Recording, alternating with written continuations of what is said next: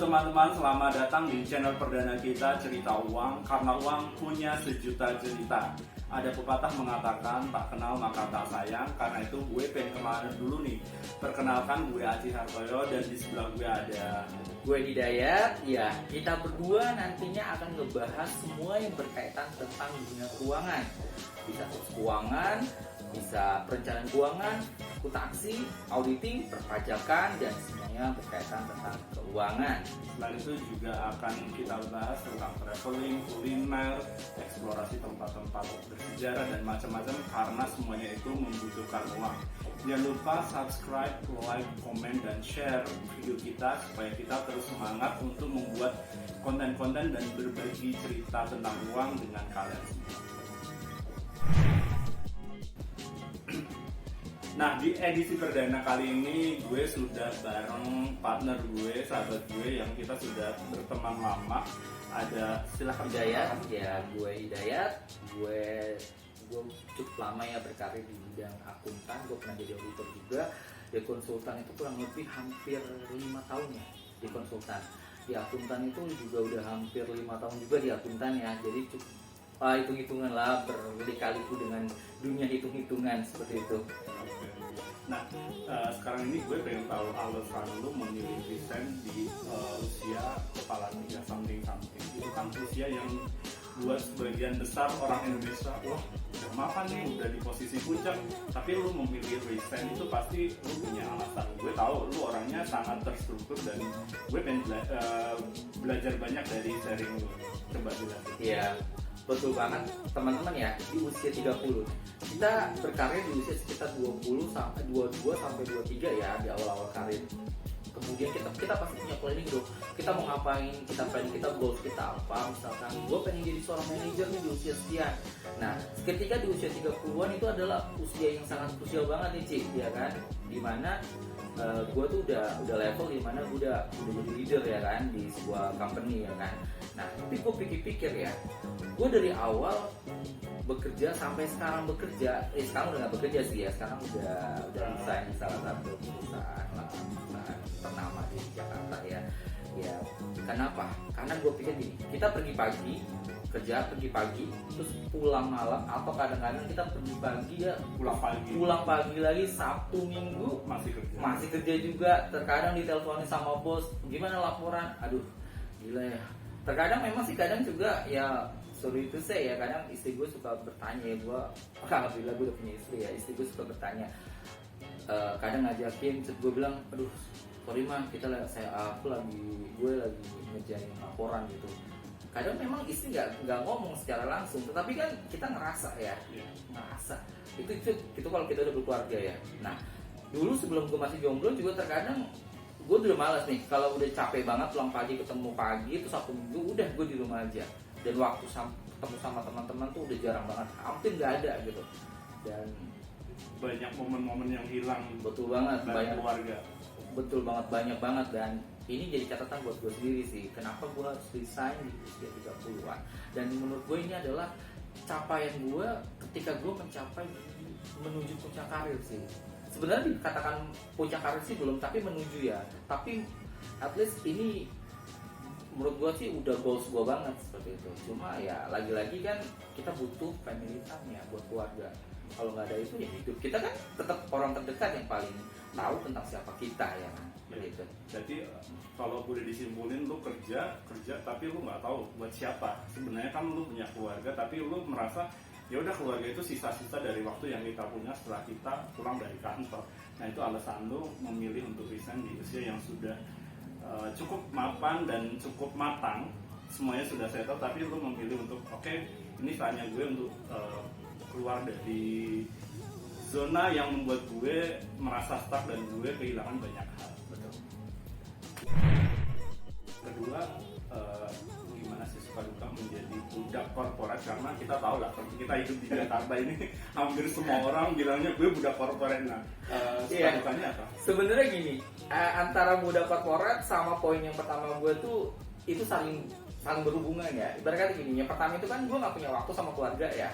Apa sih konsekuensi nggak punya waktu? Kenapa sih bisa jadi nggak punya waktu sama keluarga? Yang pasti ya lagi-lagi ya budak korporat, di mana ya lu bekerja sama perusahaan, berarti lu punya tanggung jawab apapun itu di waktu weekend pun. Berarti kan gini, ketika lu ngelamar kerjaan gitu, ada pasti situ ada kualifikasi, under pressure, ya kan, di bawah tekanan. Company itu pasti ada under pressure kualifikasinya. Nah itu kan bisa banget kan, bisa, aduh, berarti gue udah siap nih pergi pagi pulang pagi lagi gitu kan. Nah, kenapa bisa disebut budak korporat? Ya itu lagi, karena ya kita bekerja, kita punya tanggung jawab, berarti kita apapun itu kata bos itu harus selesai, ya selesai. Mau nggak mau. Terkadang gue lagi liburan nih, gue ke Bali nih, dulu zaman gue masih sendiri ya, gue masih jomblo ya, gue sama teman-teman nih jalan nih, gue bawa laptop di tengah di Pantai Kute gitu, gue sambil kerja, teman-teman gue pada main pantai. Itu rasanya gila ya, kerja gini amat gitu. Ya itulah dinamakan dengan budak korporat ya kalau menurut gue sih. Jadi intinya lo menggadaikan waktu dengan keluarga untuk perusahaan yang memberikan gaji, intinya seperti itu. Ya, tapi memang perlu digarisbawahi ya, tidak semua perusahaan sih ya. Memang ada beberapa perusahaan yang memang tuh benar-benar dia tuh menekankan pada ya lu ketika lu bekerja berarti lu harus siap untuk lembur. Karena kita pasti tanya kayak gitu ya. Cuma kadang ya gila banget gitu ketika lembur, bener-bener lembur dan pergi pagi pulang pagi, kadang ketemu besok lagi gitu. Ya menurut gue sih itu jadi catatan juga buat company yang pernah meng-hire gue ya. ini bukan balas dendam kan. Jadi intinya lu sudah saatnya nih gue keluar dari perusahaan yang toksik buat kehidupan lu, dan lu memilih untuk menyeimbangkan hidup. Oke, menyeimbangkan hidup kan bukan berarti 50-50, tapi lu memberikan waktu yang maksimal buat keluarga lu. Betul. Intinya lu sudah menggadaikan waktu dan hidup lu untuk pekerjaan, kini saatnya lu memilih keluarga untuk menyeimbangkan kehidupan. Iya, betul banget. Ya, gue setuju sama tadi yang dikatakan si Aci bahwa hidup itu harus seimbang guys. Seimbang itu bukan 50-50. Bukan 50-50. Jadi ya tetap ya keluarga itu adalah nomor satu bagi gue. Keluarga itu nomor satu, karena apapun yang terjadi tetap keluarga lu kan yang bakal, ketika lu sakit ya keluarga lu duluan yang bakal ngobatin lu. Ketika lu ada masalah ya keluarga lu juga yang ya, walaupun memang kita cari makan di kampung nih, tetapi ya tetap lu pakai akal sehat juga. Lu bekerja ya ada waktunya juga. Harusnya sih kalau menurut gue ya ada catatan gitu di perusahaan bekerja. Kadang kita masuk jam 9, kita pulang jam setengah 6. Harusnya udah seperti itu pulang gitu. Kadang kan kita harus lembur lagi sampai jam 11. Malah kadang Sabtu Minggu kita kerja ketemu pagi lagi, besok udah senang ya loh. Dan belum lagi itu waktu yang terbuang di perjalanan, apalagi di Jakarta. Aduh, minimal betul 1 jam untuk pulang pergi itu butuh 2-3 jam. Nah itu yang jadi catatan lu memutuskan untuk menyeimbangkan hidup dengan keluarga. Itu poinnya. Tadi kesimpulannya lu mulai menyeimbangkan kehidupan lu dengan keluarga. Terus gue mau tanya dong, skenario lu setelah lu memilih resign itu untuk keluarga apa? Yang pengen gue tahu karena ini kan cerita tentang uang ya. Pertama dulu, skenario keuangan lu untuk keluarga itu seperti apa? Skenario ya. Pertama yang kita pikirkan itu adalah gini, ketika kita punya masalah itu kan pasti kita punya planning ya. Kita harus punya goals itu dari ketika kita meniti karir ya Ci. Dari awal banget kita harus punya goals. Goals gua apa sih gitu kan. Tapi ketika kita rasa di tengah jalan, kok kayaknya gini amat ya gua ngejalanin goals gua gitu kan. Berarti kan lo harus berubah haluan ya gitu kan. Ya berarti lo harus punya alternatif ya kan. Alternatif yang bisa lo lakukan ketika lo nggak mau mencapai goals lo itu ya kan. Nah salah satunya adalah gini. Waktu itu gue pernah berpikir kayak gini, kok gue kayak kerja gini amat ya, pergi pagi pulang pagi, terus Sabtu Minggu gue diteleponin, gue Sabtu Minggu gue kerja juga ya. Gimana kalau gue sambil bisnis aja nyanyi, jadi nanti ketika gue resign itu bisnis gue udah jalan.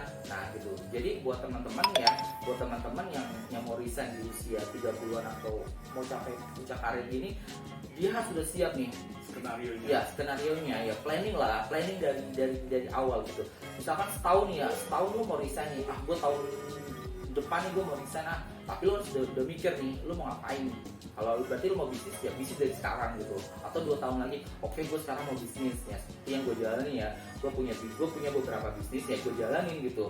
Tapi jadi ketika gue resign, ya oke lah, gue mikir oke lah ketika gue resign, apalagi pas pandemi gini kan, orang-orang pasti pada mikir dong, ngapain lo resign?